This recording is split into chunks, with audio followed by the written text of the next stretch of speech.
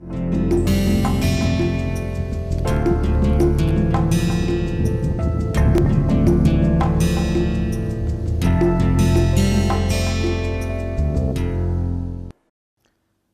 friends, welcome back to the lecture series on applied statistics and econometrics.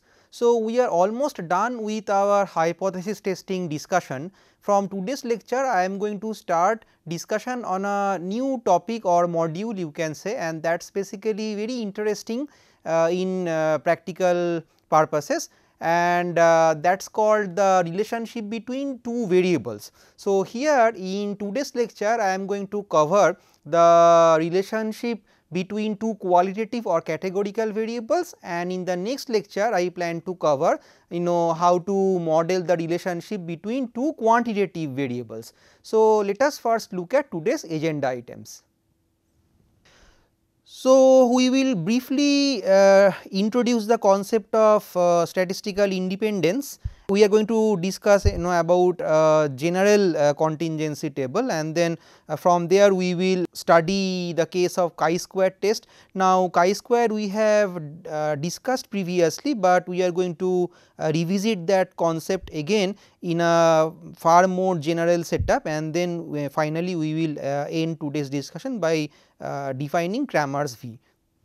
So, here we are going to discuss the statistical independence in the context of qualitative variables. So, let us start with denoting two categorical variables by x and y, and x is my explanatory or independent variable, and that can have one of the three levels or categories, say A, B, C. It can have less than 3 also, like 2, or it can have more than 3 also, but for simplicity's sake let us assume that we start with a variable with 3 levels. Then the variable y is my response variable or the dependent variable. So, by saying that, I say that there is some kind of dependence between x and y. So, y actually depends on x that way, and this variable also can have one of the 3 labels or categories, namely k, l and m. So, now we are going to introduce the concept of statistical independence through probability.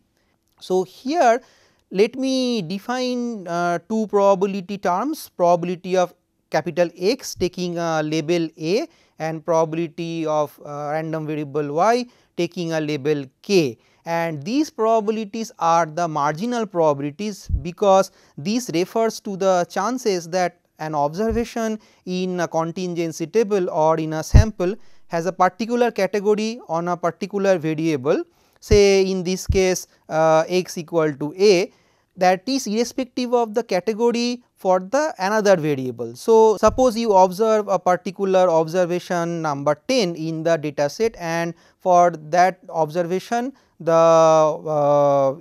observe that x has taken value A, but that taking value A is not at all dependent on whatsoever value or label that observation has taken for the other random variable y.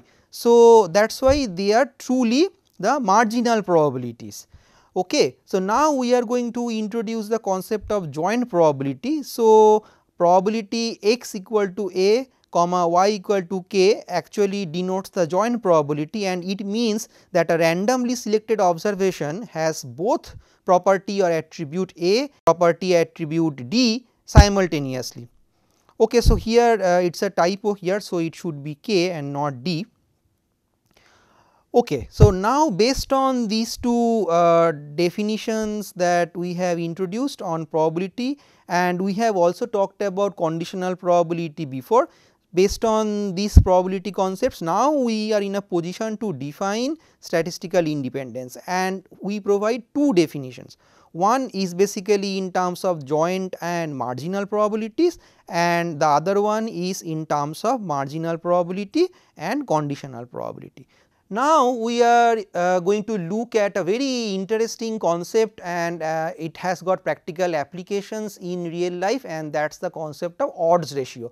So, that is actually pretty much linked with a 2 cross 2 contingency table, and I would like to start the discussion on odds ratio by saying this, that if you are dealing with a higher order contingency table, then the odds ratio calculation may not be possible. So, please remember that whatever we are going to discuss here is strictly valid for a 2 by 2 contingency table.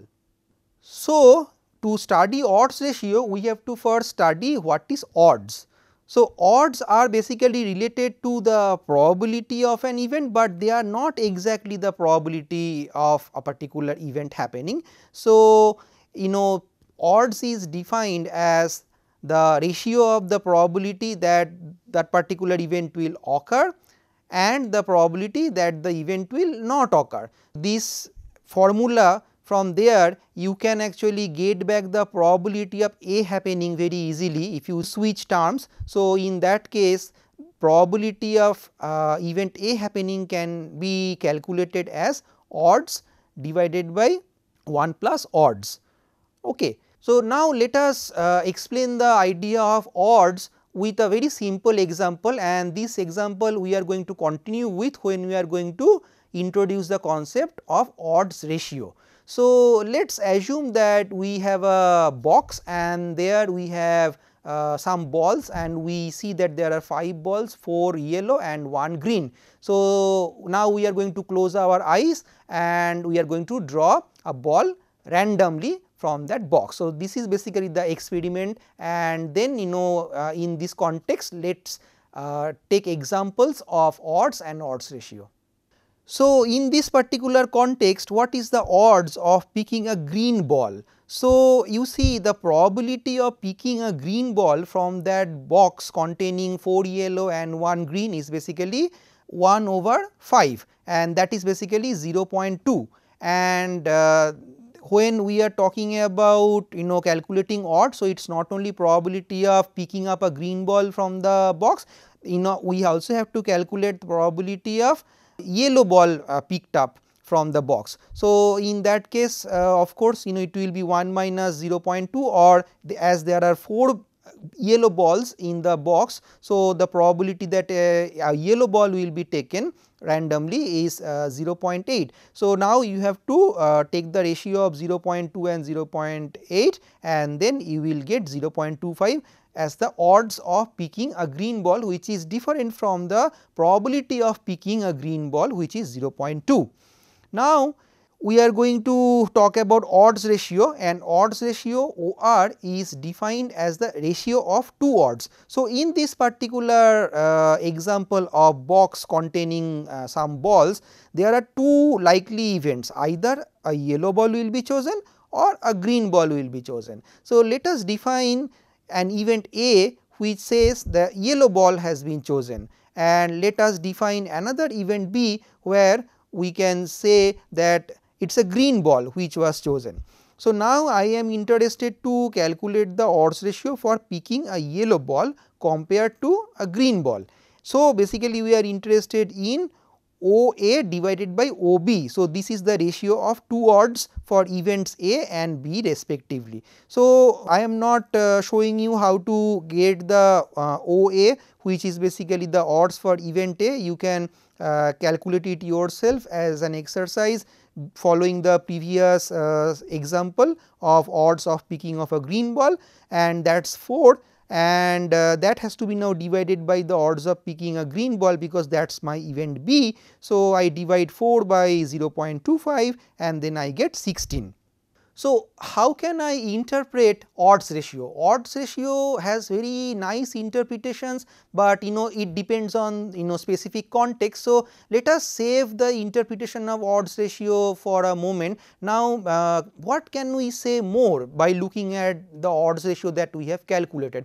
Well, we can talk about the degree of associationship between 2 qualitative variables by looking at the odds ratio, and if odds ratio takes value 1, then that means that two events are equally likely and basically they are independent of each other. And if odds ratio is higher than 1, then basically we can say that two events are positively associated or two variables are positively associated, and if we observe odds ratio being less than 1, then we can say that these two variables are negatively associated. Now, we are going to look at the 2 by 2 contingency table. It is the simplest possible tabular format of representation of qualitative data, and we have already seen this twice in this course, once at the very beginning and then one at the time of the chi-square independence test that I studied maybe 2 lectures before. But here I am going to now link this odds ratio concept with contingency tables that we have not discussed before. So, if you remember from our previous discussions, 2 by 2 contingency table is basically a two-way frequency distribution.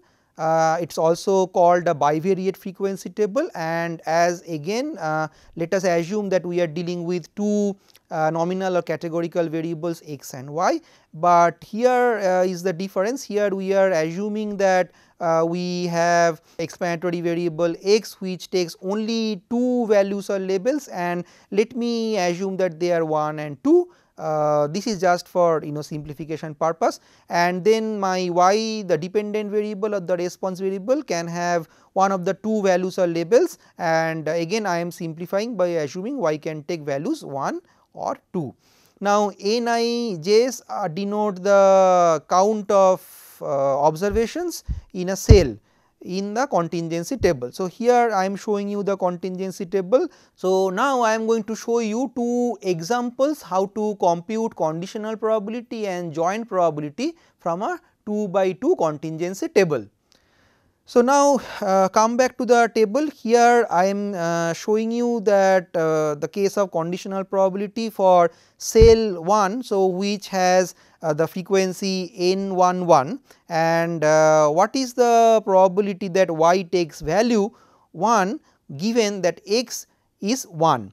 So, for that what we have to do, we have to basically in the numerator we will have n11 because that is the frequency which satisfies both x equal to 1 and y equal to 1, and then basically what I have to do, I have to divide it by the sum of the numbers that you see in two columns for x equal to 1. So, as x is given 1, so then you have to sum all the frequencies which is satisfying that criteria, that x equal to 1. So, x equal to 1 case can have two different values of y, right, y equal to 1 and y equal to 2, n11 number of observations taking value y equal to 1 and n12 number of observations taking value y equal to 2. So, ideally you need to sum them up, and then the ratio of n11 and the sum will give you the conditional probability. Now, we are going to look at the joint probability again for the first cell, and that is basically the probability statement probability y equals to 1 and x equal to 1. Note that I am not saying that I am computing the probability of 1 for the case when x takes value equal to 1.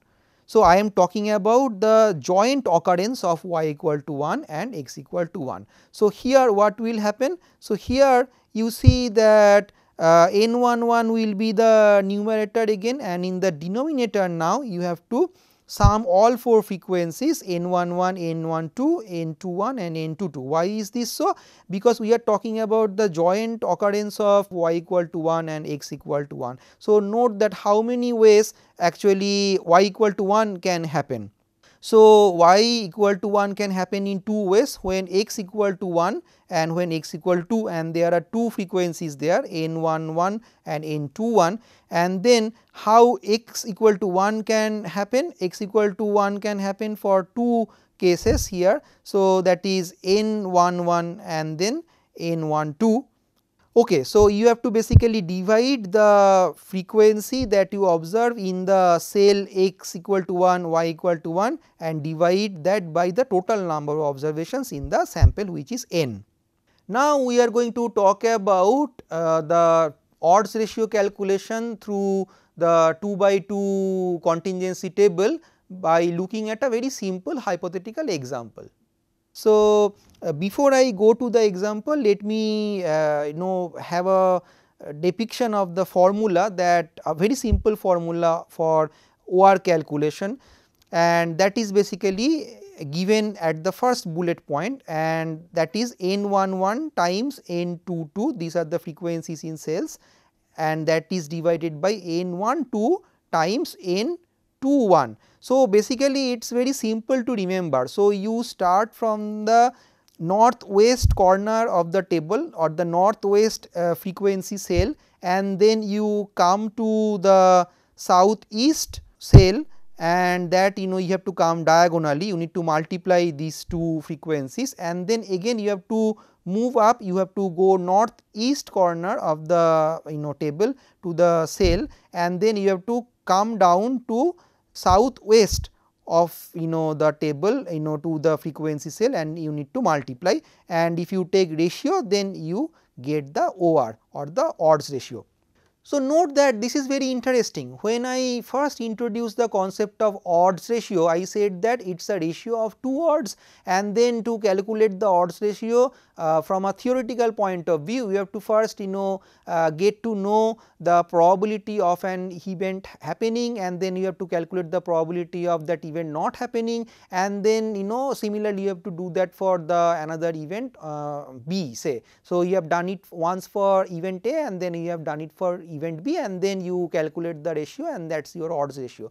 But when you are dealing with a 2 cross 2 simple contingency table, actually you can skip that probability computation, and you can go for direct computation of odds ratio from the frequency itself. That is what it was shown through that formula. Now, let us look at a very simple example.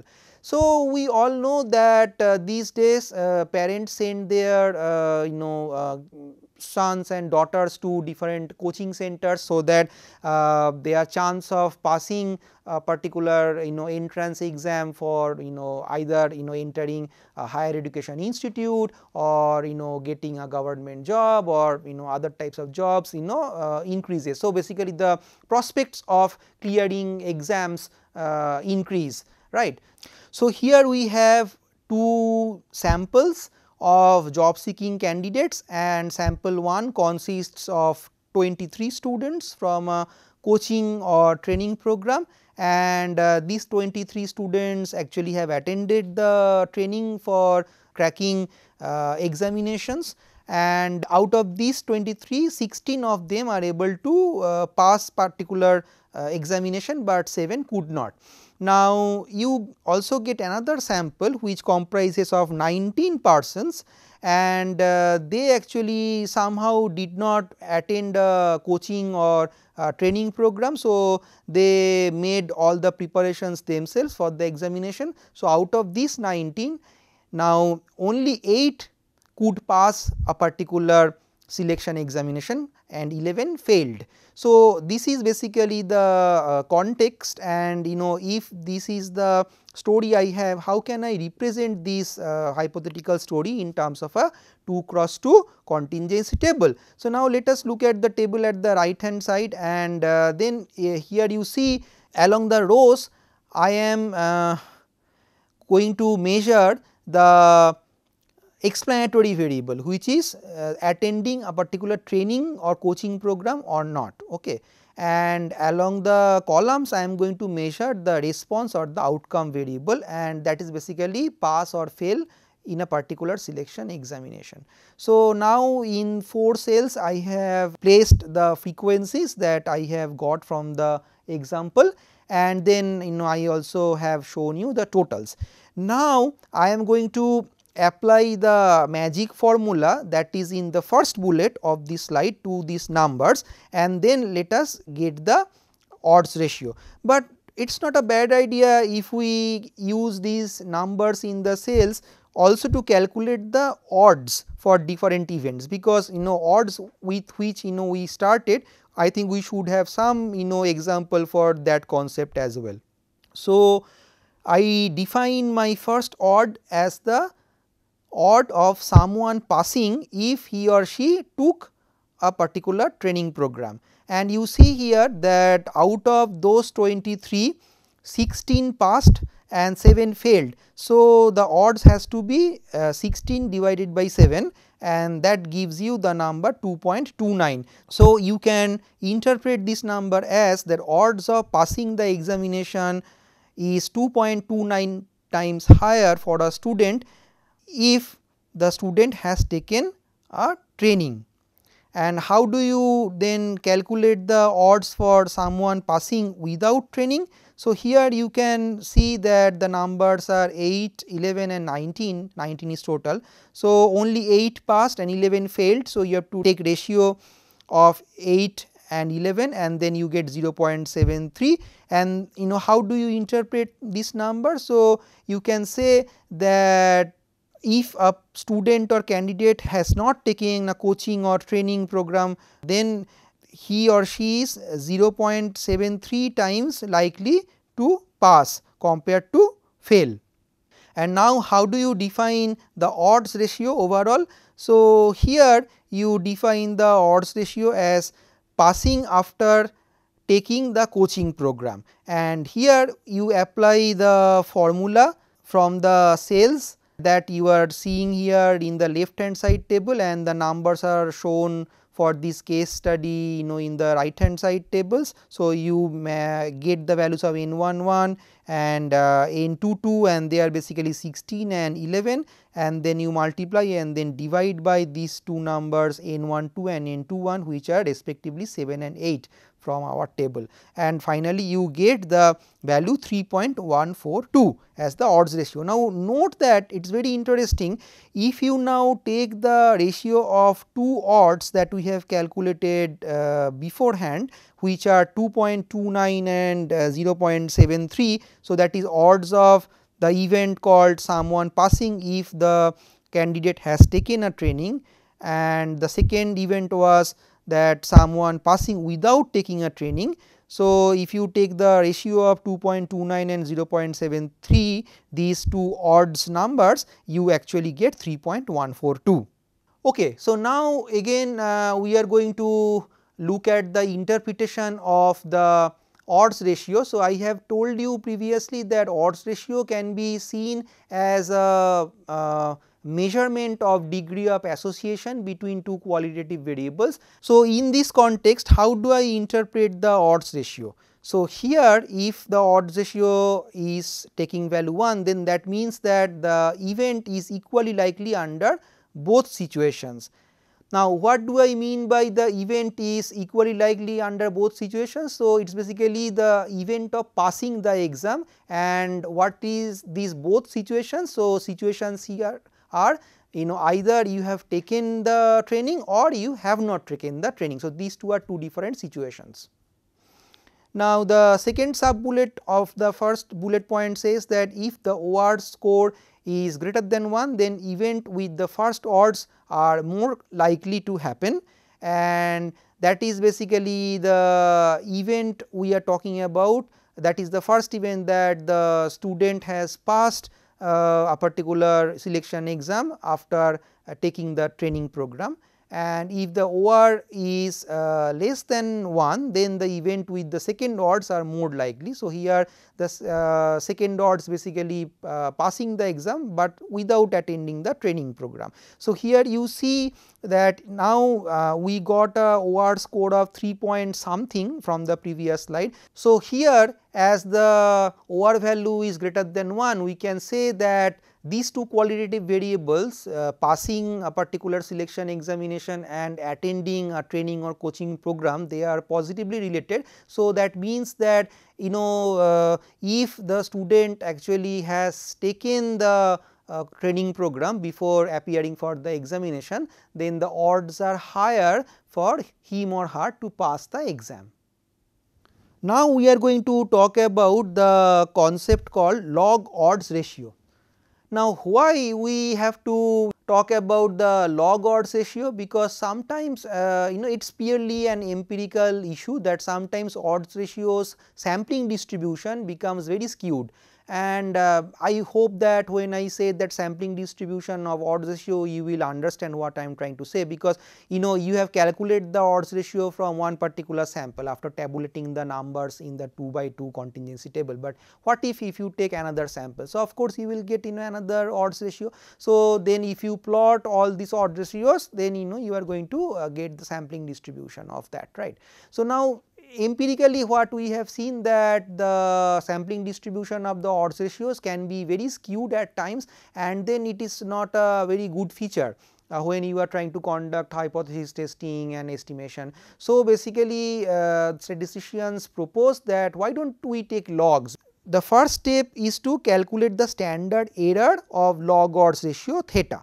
And how do you calculate that? So, there is a formula I am showing. So, you have to take the inverse of the cell frequencies, you need to sum these inverse cell frequencies, and then the sum the square root of this sum should be taken, and that will give you the standard error of theta. So, here the second sub bullet point under the last bullet point in the slide is showing you the formula for that. And as we are assuming that our sampling distribution of theta is more or less symmetric, bell shaped and normal approximation we can assume. So, why do not we go for a Z test? Yes, we can actually conduct a Z test for the significance of theta. So, we have to calculate or define the Z statistic for that. We assume that the unknown population parameter value of theta is theta naught. So, in that case we define Z as theta minus theta naught divided by standard error of theta. This is very common to what we have done previously when we conducted Z test. So, after we have defined the Z test, we can also construct the confidence intervals for this parameter theta, and that is basically theta plus minus Z for the significance level alpha by 2 multiplied by standard error of theta. So, Z alpha by 2 is basically also not unknown to you, it is basically the critical value from the standard normal table for the level of significance alpha, as we are doing a two sided thing. So, that is why you need to divide by 2, and then once you get the number from the statistical table, you multiply that with the standard error that you can calculate using the formula in this slide only, and then that number, that product has to be added and subtracted to the sample statistic value, which is theta here, and then you get your confidence interval. So, once the confidence interval is constructed for theta, note theta is basically not the entity with which we are going to work. We are actually finally interested in the odds ratio. So, how do I get the confidence interval for odds ratio? Simple, because you have taken the log to get the log odds ratio. So, you have to reverse the process. So, basically the limits of the confidence interval, now you have to take the exponent of those numbers, and then these new numbers will give you the confidence limits for the odds ratio. So, that is what I am showing here, that if you have theta L and theta U, the limits of the confidence interval, then you take exponents of these two numbers and you get ORL and ORU respectively. So, now let me emphasize on one limitation of these 2 by 2 tables, and that is why we can go for generalization. First of all, you may be interested in two qualitative variables which will have more than two labels or categories or attributes that you are interested in, and why then restrict yourself to only two particular levels. And the second is that well, the odds ratio you cannot compute in a 2 cross 3 or 3 cross 2 or 3 cross 3 or higher dimension contingency tables. So, how do you then measure the degree of associationship between two qualitative variables? So, then actually we have to go for something general in nature, and for that we have to introduce a new concept of degree of associationship between two qualitative variables, and that is called Cramer's V. But to see how Cramer's V is computed, let us tell the story from a very general point of view, so that we are not going to show you an illustration of 3 cross 3 or 4 cross 4, because the solution or the method we are going to talk about is far more general. So, let us now look at a M cross P contingency table. So, now let us assume that like previously we have n observations. So, sample size is n, and we have these observations on two categorical variables x and y, but note that there is this difference here. So, x can now have one of the p categories or labels, and these p labels or categories are represented in p rows, and then the y, the response variable, can also have one of the m categories or labels, and they are represented in the different columns. So, here it is a typo here. So, we will correct this to columns. Okay. So, the second sub bullet point in the first bullet point, you make this note that y is represented through the columns and not the rows. Let us now assume that f I j denotes the frequency corresponding to the ith level of x and the jth level of y. So, if you remember, when we introduced chi-square statistic for the test of independence previously, we have said that to compute the chi-square statistic, you have to first actually compute the expected frequency, then you have to basically take the difference of the actual or observed frequency and the expected frequency, then square it, and then basically you have to divide it by again the expected frequency, and then you sum over all cells, and that is how you get your chi-square statistic. So, but that was the 2 cross 2 case when we studied it last time. So, what will happen if we have this generalized matrix form of p cross m dimension? So, that is what I am showing you here in the clumsy expression at the bottom of the slide. So, chi-square is defined as double sum, and I is basically giving me the number of rows from 1 to p, and small j is giving me the number of columns from 1 to m, and then as I have explained you a short while ago, that we have to construct the difference of the expected frequency and the observed frequency. So, here in this formula, observed frequency is f of I j. So, that is basically you observe in the contingency table that you have constructed from your data. Then you have to calculate the expected frequencies, and that is basically given by Eij. Eij is basically the expected frequency for the I comma jth cell. So, I here refers to the row and j here refers to the column. Okay. So, then the difference has to be squared, and then you have to divide this by the expected frequency for that particular cell, and then you need to sum over different cells. So, here the basic philosophy is very simple. So, the constructed or calculated chi-square statistic basically does a very simple thing. It compares the observed frequency table produced by the sample with a hypothetical frequency table that would occur if the variables are indeed statistically independent in the population.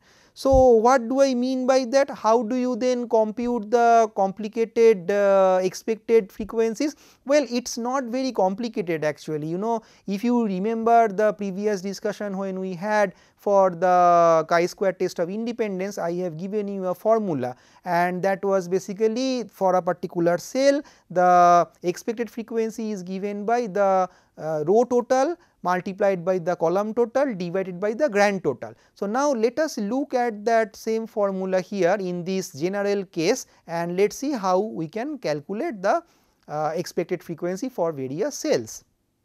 So, I will start here with the very first component in the sum expression. So, that is f11 minus E11 square divided by E11. So, what does it mean? So, f11 is basically the observed frequency that your data tells you in the x equal to 1 and y equal to 1 cell, and then E11 is basically the expected frequency that you need to now calculate. F11 you cannot calculate, it is given to you, E11 you have to calculate. Now how would you calculate? So basically what you do, so here you see the row reference is 1, column reference is also 1. So what you have to do here, you have to concentrate on row number 1 in the table, and then you need to sum the frequencies across columns, but you have to stay on the same row, and that will give you the row total.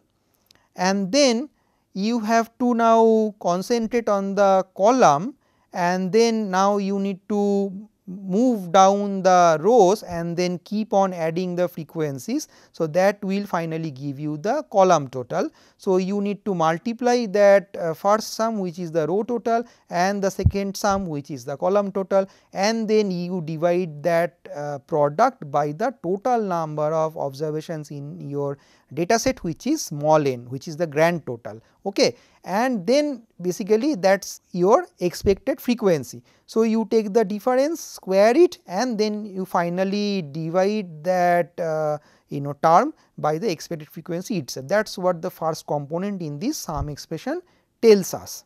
Similarly, you can follow the same logic for the other components that you are seeing here in this clumsy expression. So here in this slide I am going to repeat the same thing again for your help. So here I am showing you a formula. Now you get your chi-square value, and from there actually how would you interpret the matter? How can you decide whether two qualitative variables are indeed associated or not? So if you by chance get a chi-square value of 0, then that means that the variables are actually independent, they are not associated with each other. But here there is a note of caution that you must remember, and it is that fact that you cannot make such a strong decision based on one particular sample, because there could be sampling fluctuation. So what if you get another sample from the population, and then that will give you a chi-square value of say 0.19, or it can also give you a chi-square value of 0.73. Then how would you actually compare these three chi-square numbers, because they are telling you different values, but these are from the three different samples. So how would you conclude whether the two variables are independent or not? So for that actually you have to conduct a hypothesis testing, and that is what the Pearson's chi-square test does for you. So here I am going to describe again Pearson chi-square test of independence, and just again another note of caution: to conduct a Pearson test, ideally your Eij should be greater than or equal to 4 for every Ij, otherwise there could be some abnormalities. So that is basically a note of caution. But suppose our cells satisfy this criteria, so in that case we will continue with the formation of null and alternative hypothesis. So here null hypothesis will be that my row variable x is independent of column variable y, and my alternative hypothesis would be that the row variable x is not independent of the column variable y. So basically H naught says that there is no association, and H1 says that there is association between these two qualitative variables.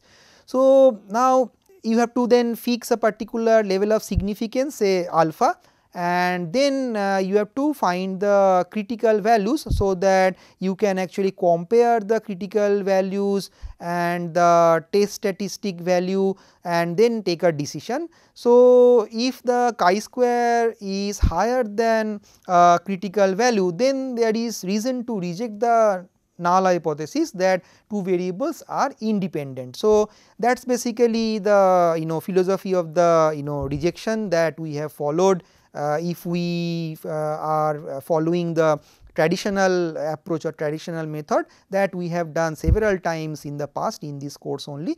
So now how to find the critical values, to be specific. So here find the critical value now you have to basically consult the chi-square table, right. So, now chi-square test statistic will follow the chi-square distribution with degrees of freedom p minus 1 times m minus 1. So, that is basically the number of rows minus 1 times number of columns minus 1, and for an alpha you consult the table and you get some value, and then basically that is basically your critical value, right.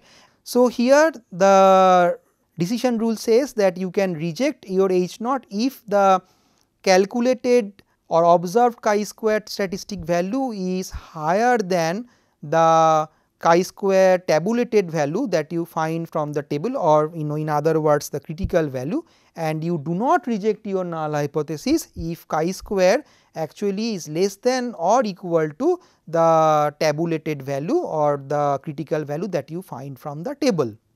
So, now we are at the fag end of the discussion on contingency table and the degree of associationship between two qualitative variables. So, I said that I am finally going to talk about a measure Cramer's V, which can be used for qualitative variables involving more than two labels or categories, and here you go. So, in the last slide we are going to talk about this Cramer's V only. So, note that chi-square test also has got some problem. Now, what is the problem? So, the chi-square test is not standardized, because if you take a data set and then you compute the chi-square test statistic value and observe some value, you can get another sample and then calculate another chi-square value. These two chi-square values are not comparable to each other, and also suppose you have one researcher who has talked about the same problem, but his x and y has say two labels each, but the other researcher has dealt with the same research problem, but that researcher or researcher number 2 is showing you a contingency table where x and y have more labels, say 3 each. So, from these two different researchers you can see two different chi-square values computed, but you can't compare because the dimension of the contingency table is not matching. So, how can you actually compare chi-square statistic values across different contingency tables? So, we need some standardization. So, Cramer's V actually helps you to look at this problem. So, Cramer's V actually is a standardization procedure of the calculated chi-square statistic, and its calculation involves several steps. So, before I show you the final formula, let me take you through or walk you through the steps.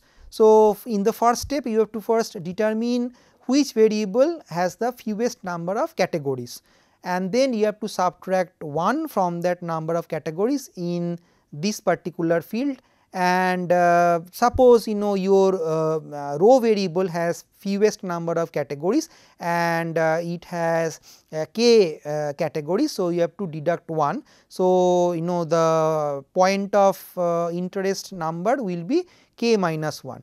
Now, you in the third step have to multiply that k minus 1 to the total number of observations n, and in fourth step you need to divide the chi-square statistic that you calculated by the number n times k minus 1, and finally in step 5 you take the square root of the number obtained in step 4. So, in bullet point or sub bullet point 6 of the main bullet point 3, I am showing you the final formula V.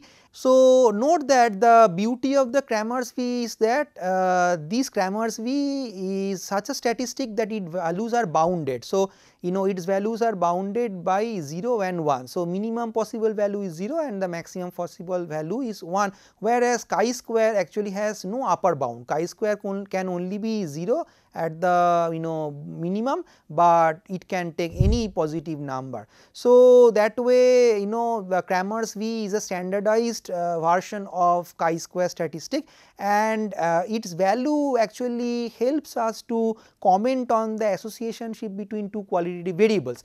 So, if the value of V is less than 0.2, then you can say that well, the association between two qualitative variables is not that strong. But if it is if the V's value is higher than 0.6, then you can say that well, there is evidence from sample that there is strong associationship between these two qualitative variables.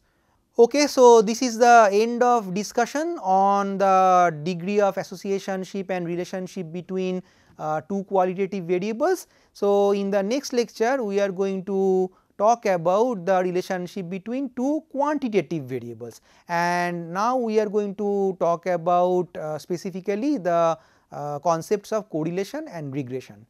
See you then. Thank you.